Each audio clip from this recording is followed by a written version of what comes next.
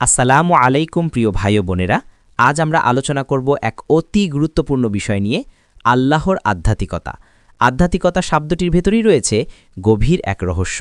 আধ্যাত্মিকতা মানে কেবল বাহ্যিক ইবাদত নয়, বরং অন্তরের ভেতরে আল্লাহর প্রতি অটল ভালোবাসা, অগাধ ভরসা এবং তার উপস্থিতি সর্বক্ষণ অনুভব করা। যখন মানুষ আল্লাহর আধ্যাত্মিকতা অর্জন করে, তখন তার জীবন অন্যরকম হয়ে যায়। তখন সে পৃথিবীর কষ্টকে হালকা ভাবে, পাপ থেকে দূরে থাকে, অন্তরে শান্তি পায় এবং মৃত্যুর ভয়ও তার কাছে আর ভীতিকর থাকে না। আধ্যাত্মিকতার সূচনা তাওহীদ থেকে। প্রকৃত আধ্যাত্মিকতা শুরু হয় তাওহীদ দিয়ে।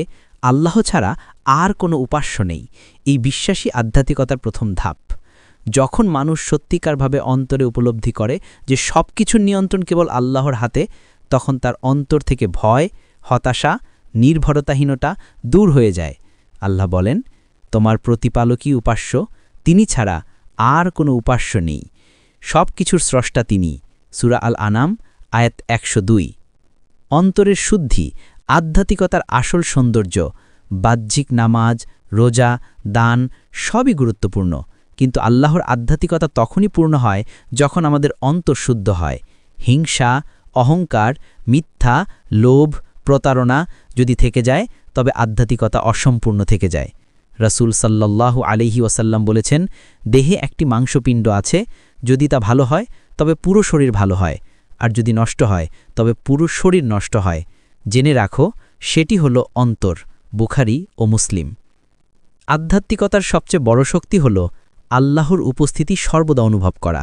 আপনি একা ঘরে বসে আছেন, কেউ দেখছে না, তবু আপনার মনে হচ্ছে আল্লাহ আমাকে দেখছেন। এটাই প্রকৃত আধ্যাত্মিকতার প্রমাণ। আল্লাহ বলেন, আমি মানুষকে সৃষ্টি করেছি এবং আমি জানি তার মন যা কুমন্ত্রণা দেয়, আমি তার গলার শিরা থেকেও নিকটবর্তী। আধ্যাত্মিকতা বাড়ানোর জন্য আল্লাহ আমাদের কিছু মহান উপহার দিয়েছেন। নামাজ, আল্লাহর সাথে সরাসরি কথা বলা। রোজা, আত্মাকে নিয়ন্ত্রণে রাখে। জাকাত, অন্তরের লোভ দূর করে। কুরআন তিলাওয়াত, আত্মাকে আলোর মতো ভরে তোলা। দোয়া ও জিকর, অন্তরে শান্তি আনা। আল্লাহ বলেন, স্মরণে তো আল্লাহরই অন্তরসমূহ প্রশান্ত হয়। সূরা রদ আয়াত ২৮। ধন সম্পদ, খ্যাতি, দুনিয়ার ভোগবিলাস কখনো অন্তরে শান্তি আনতে পারে না। প্রকৃত শান্তি আসে তখনই যখন মানুষ আল্লাহকে ভালোবাসে এবং তার উপর ভরসা রাখে। রাসূল সাল্লাল্লাহু আলাইহি ওয়াসাল্লাম বলেছেন, আল্লাহর স্মরণে যে হৃদয় প্রশান্তি লাভ করে, সেই হৃদয় কখনো দুশ্চিন্তায় ভেঙে পারে না। আধ্যাত্মিকতার পথে প্রতিবন্ধকতা। আধ্যাত্মিকতা অর্জন সহজ নয়, অনেক বাধা আছে, যেমন দুনিয়ার প্রতি অতিরিক্ত আসক্তি, পাপ কাজ, আল্লাহকে ভুলে যাওয়া, অলসতা ও গাফলত। এই বাধাগুলো থেকে মুক্ত না হলে অন্তর আল্লাহর নূরে ভরতে পারে না। আধ্যাত্মিকতার উদাহরণ সাহাবীদের জীবনে। হযরত বিলাল রাদিয়াল্লাহু গরম বালিতে নির্যাতিত হয়েও বলতেন, আহাদ আহাদ, এক আল্লাহ, এক আল্লাহ। রাসূল সাল্লাল্লাহু আলাইহি ওয়াসাল্লামকে যখন শত্রুরা মক্কা থেকে বের করে দিল, তখন তিনি বলেছিলেন, দুশ্চিন্তা করো না, নিশ্চয়ই আল্লাহ আমাদের সাথে আছেন। সূরা তওবা আয়াত ৪০।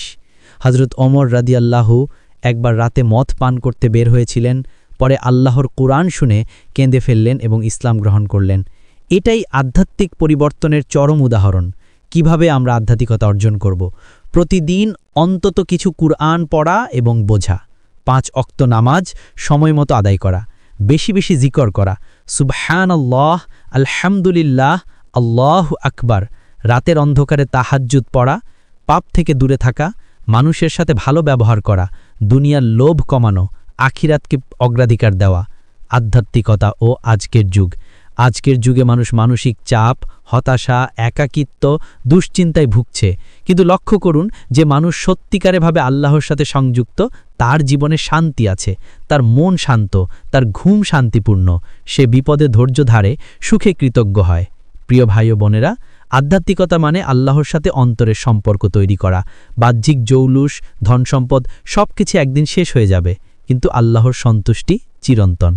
আজ থেকেই আমরা প্রতিজ্ঞা করি, অন্তরকে শুদ্ধ করব, আল্লাহকে সর্বক্ষণ স্মরণ করব, জীবনের প্রতিটি পদক্ষেপে আধ্যাত্মিকতা অনুসরণ করব। হে আল্লাহ, আমাদের অন্তরকে শুদ্ধ করে দিন, আমাদেরকে আপনার প্রকৃত নৈকট্য দান করুন, আমাদের অন্তরে ঈমানের আলো স্থায়ী করে দিন, আমাদের জীবনকে আধ্যাত্মিকতার আলোয় ভরে দিন। আমিন।